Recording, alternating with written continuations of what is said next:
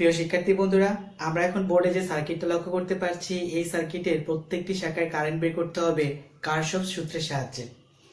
এখানে দেখো একাধিক সোর্স আছে, এই একটা সোর্স, এই একটা সোর্স, এই একটা সোর্স। এখন কোন সোর্সের অনুসারে আমরা ডিরেকশনটা দিব? যখন অর্থাৎ দুইয়ের অধিক, তিন বা ততোধিক সোর্স থাকবে কোনো সার্কিটের মধ্যে, তখন আমি এতগুলো যে সোর্স প্রত্যেককে আমি বিবেচনা না করে সবচেয়ে বড় যে সোর্সটা তাকে আমি বিবেচনা করব। এবার হচ্ছে আমি এই সার্কিটের কারেন্টের ডিরেকশনটা তোমাদের দেখাবো। কারেন্টটা প্রথমে এখান থেকে বের হয়ে এদিকে প্রবাহিত হচ্ছে। ধরলাম এই অংশের কারেন্ট I1, এদিকে যে কারেন্টটা যাচ্ছে তার নাম I2, এদিকে যে কারেন্টটা যাচ্ছে তার নাম I3। তাহলে আমি এই ব্রাঞ্চের কারেন্ট জানি, এই ব্রাঞ্চের কারেন্ট জানি, এই ব্রাঞ্চের কারেন্ট জানি। এখন আমি বিসি যে ব্রাঞ্চ সেটা কারেন্ট কিন্তু জানি না। এটা কারেন্টটা কি হবে? এখান দিয়ে I1 যখন আসতেছিল এই বিন্দু পর্যন্ত আসার পরে সে কিছু অংশ I2 হিসেবে এদিক দিয়ে চলে গেছে। তাহলে কিছু অংশ যদি I2 হিসেবে চলে যায়, তাহলে আর কতটুকু এদিক দিয়ে প্রবাহিত হবে? I1 থেকে I2 বাদ দিলে যেটুকু থাকবে সেই কারেন্টটুকু এদিক দিয়ে প্রবাহিত হবে। তার মানে আমি বলতে চাচ্ছি এখানে প্রবাহিত কারেন্টের মান I1 minus I2। Total current হচ্ছে কি? I1 এখান থেকে এই পর্যন্ত আসলো, আসার পর সে দুইটা শাখা পেলো, এই একটা শাখা, এই একটা শাখা। যেহেতু কারেন্ট তাই প্যারালাল শাখা পেলে সে বিভক্ত হবে। এইদিকে যে কারেন্টটা গেছে তার নাম I2, তাহলে এইদিকে কারেন্ট কত? এদিকে কারেন্ট হচ্ছে মোট কারেন্ট থেকে I2 বাদ দিলে যেটা হবে সেটাই অংশের কারেন্ট। এবার দেখো এই বিন্দু পর্যন্ত I1 মাইনাস I2 আসলো, আসার পর এখানে কারেন্টটা কত হবে? এখানে কারেন্ট যেই কথা, এখানে কারেন্ট কি? একই কথা। কেন? কারণ এইটা এবং এইটা দুইটা কিন্তু সিরিজে অবস্থিত এবং দুইটা কিন্তু একই ব্রাঞ্চের মধ্যে অবস্থিত। এখন এখানে কারেন্ট আমি বের করবো। এখানে কারেন্ট লক্ষ্য করো, যখন I1 মাইনাস I2 এই বিন্দুতে আসলো, আসার পর সেখান থেকে আবার কি হচ্ছে? I3 চলে যাচ্ছে। তাহলে এখানে কত কারেন্ট আছে? I1 I2 আসতেছিল, তার থেকে চলে গেছে I3।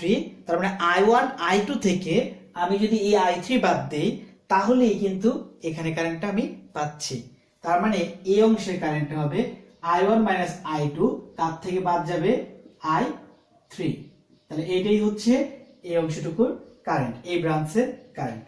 এখন আমি এখানে যে তিনটা লুপ, একটা A B G H A, এ একটা লুপ, আবার B C F G B, এ একটা loop, C D E F C, এ একটা লুপ। এখানে তিনটা লুপ এবং প্রতিটা লুপের মধ্যে আলাদা একটা সোর্স দেওয়া আছে, তাই না?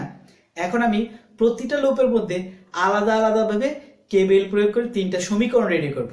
তিনটা সমীকরণ রেডি করার পর সেই তিনটা সমীকরণ সলিউশন করার মাধ্যমে আমি প্রত্যেকটা ব্রাঞ্চের কারেন্টের পরিমাণ কত সেটা নির্ণয় করতে পারবো। শিক্ষার্থীরা, তাহলে প্রথমে আমি A B G H A এই লুপে কেভিএল প্রয়োগ করব। তারপর আমি B C F G B এই লুপে কেভিএল প্রয়োগ করব। তারপর আমি C D E F আবার C এই লুপের মধ্যে কেভিএল প্রয়োগ করব। এই লুপে কেভিএল প্রয়োগ করলে প্রত্যেকটা আমি প্রথম চিহ্ন ধরবো। প্রথম চিহ্ন এটার -20 ভোল্ট, এটার প্রথম চিহ্ন +2, তার কারেন্ট কত? I1। এটা প্রথম চিহ্ন +4, এর কারেন্ট কত? I2 equals to 0। সুতরাং সমীকরণ দ্বারা করলে হবে 2I1 + 4I2 সমান 20। তুমি যদি আরো ছোট করতে চাও 2 দিয়ে ভাগ করে দিতে পারো, তাহলে দাঁড়াবে I1 + 2I2 ইকুয়ালস টু 10। এটা সমীকরণ 1। এখন আমি এই লুপে কেভিএল প্রয়োগ করব। দ্বিতীয় লুপে কেভিএল প্রয়োগ করলে আমি সবগুলো প্রথম চিহ্ন নিচ্ছিলাম, তাহলে এটা প্রথম চিহ্ন 4, যেহেতু প্লাস আছে দিলাম না। আর কারেন্টের মান কত? I1 minus I2। প্রথম চিহ্ন +2, তার কারেন্টের মান কত? I3। এর পাশের সময় প্রথম চিহ্ন কি? +8, এটার সময় প্রথম চিহ্ন কি? এটা -4I2 ইকুয়ালস টু 0। এর পরের line 4I1 4I2 + 2I3 + 8 - 4I2 2 equals to 0। Total I1 এর মান কত? 4টা, 4I1। I2 এর মান কত? 4, এখানে 4, 8, 8I2। আর I3 এর মান কত? I3 হচ্ছে প্লাস 2I3। এখানে কনস্ট্যান্ট মান কত? প্লাস এর 8, এটাকে আমি ওই পাশে নিয়ে মাইনাস এর 8 আসবে। এইটাকে আমি বলতে পারি সমীকরণ 2।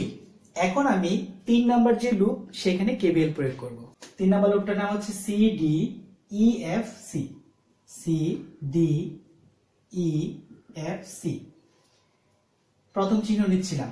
প্রথম চিহ্ন হচ্ছে প্লাস এর 4, current I1 minus I2 minus I3।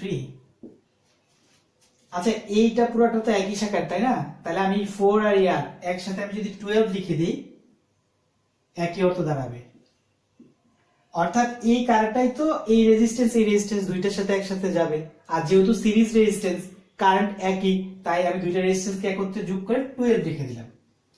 এরপর আসছে প্রথম চিহ্ন কি এটা? মাইনাস 4।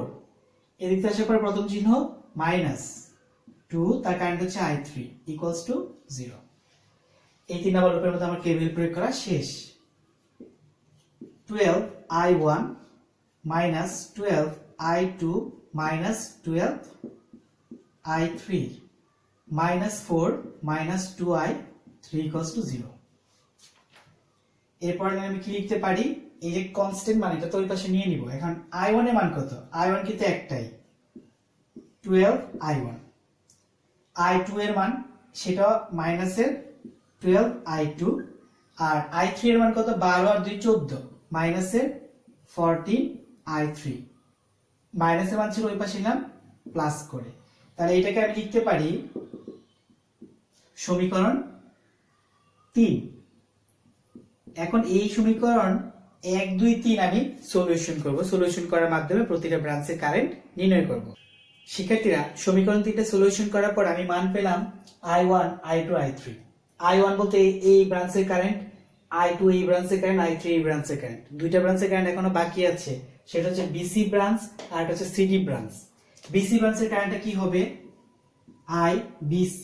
এটা কারেন্টটা হবে I1 মাইনাস I2, অর্থাৎ I1 থেকে I2 বাদ দিলে যেটা পাবো সেটাই BC শাখার কারেন্টের মান। তাহলে I1 কত? 3.89 মাইনাস I2 কত? 3.054। টোটাল ক্যালকুলেশন করলে এর মান আসবে 0.836 এম্পিয়ার। এবার আসবো আমরা এই CD শাখার কারেন্ট। ICD কারেন্ট হচ্ছে I1 minus I2 minus I3। I1 minus I2 মান হচ্ছে এইটুকু, 0.836। এবং I3 এর মানটা কত? I3 মান হচ্ছে 0.432। ক্যালকুলেশন করলে যে মানটা আসবে সেটা 0.404 এম্পিয়ার। তাহলে এই হচ্ছে প্রত্যেকটা শাখার কারেন্টের মান। শিক্ষার্থীরা, ধন্যবাদ সবাইকে।